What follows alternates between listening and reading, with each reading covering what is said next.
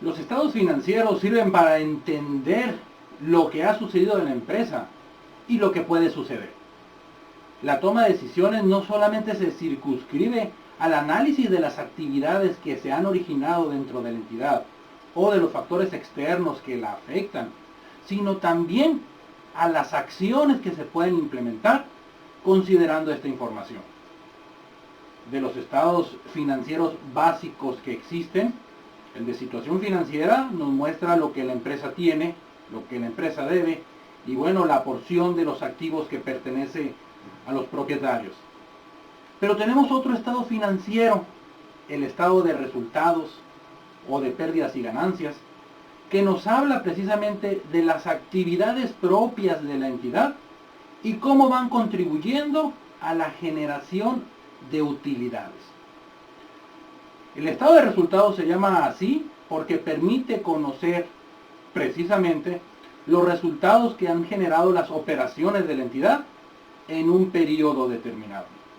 También se le conoce como de pérdidas y ganancias, dado que el resultado final, el resultado último del mismo, es precisamente la pérdida neta o la utilidad neta del ejercicio.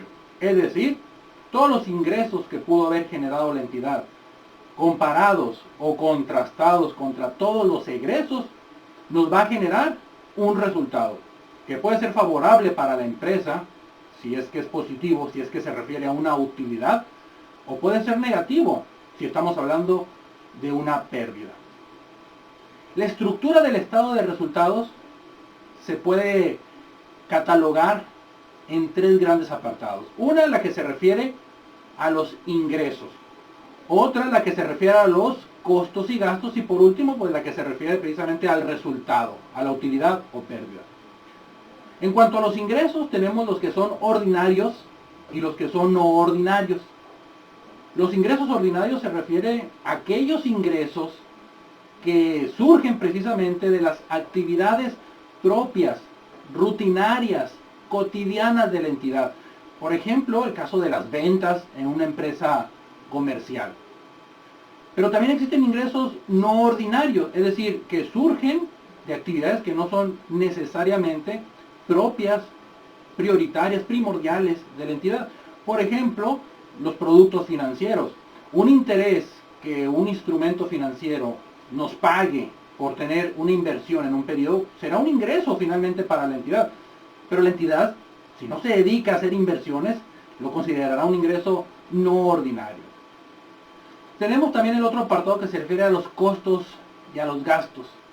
Palabras muy parecidas que en ocasiones se confunden, pero que se refieren a aspectos diferentes.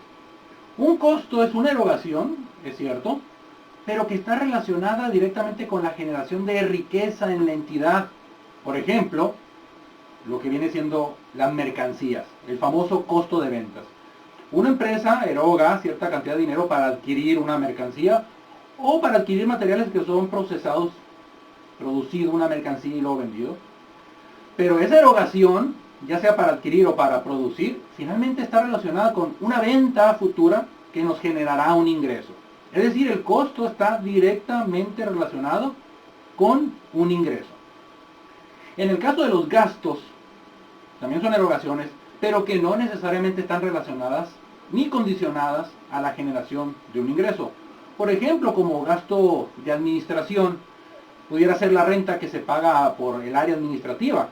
Se puede pagar renta, pero eso no está relacionado con la generación de riqueza. Si la empresa no vende, bueno, la renta se paga igual, pero no genera ninguna riqueza.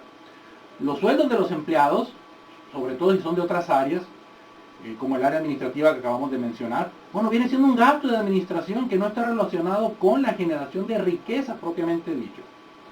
Para entender lo que es generar riqueza, hay que entender lo que es la actividad propia de la entidad.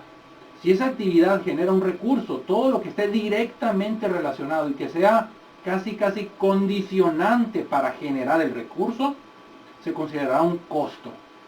En caso contrario, será un gasto.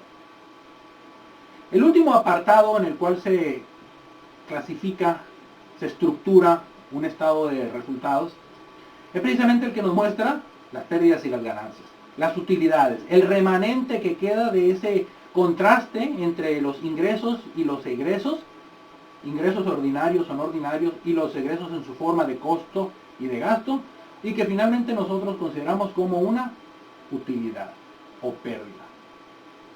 El estado de resultados puede ser sometido a diferentes análisis, más allá simplemente de la explicación del mismo, cuya finalidad, en el caso del estado de resultados, es determinar la rentabilidad de las operaciones de la empresa. Ver qué actividad está ingresando recursos a la entidad y por qué actividad se están erogando. Ver la proporción de las ventas, de los productos financieros, de los otros productos que pueden estar generando ingresos, pero también ver la proporción de los costos, de los gastos, para ver por dónde se está yendo el recurso. Ese análisis básico, pudiéramos decir, en cuanto a porcientos, sirve para identificar precisamente las áreas que contribuyen y las áreas también que son susceptibles de mejorarse, de reestructurarse, para efectos de que no sea una carga, un lastre para lo que viene siendo la entidad. Y finalmente, pues la razón última es la proporción que existe entre los ingresos y la utilidad. Si ingresan 100 pesos, pero nomás nos queda un peso, bueno, 99 se están yendo en la operación de la empresa. Así que hay una proporción muy pequeña de la utilidad en relación con los ingresos.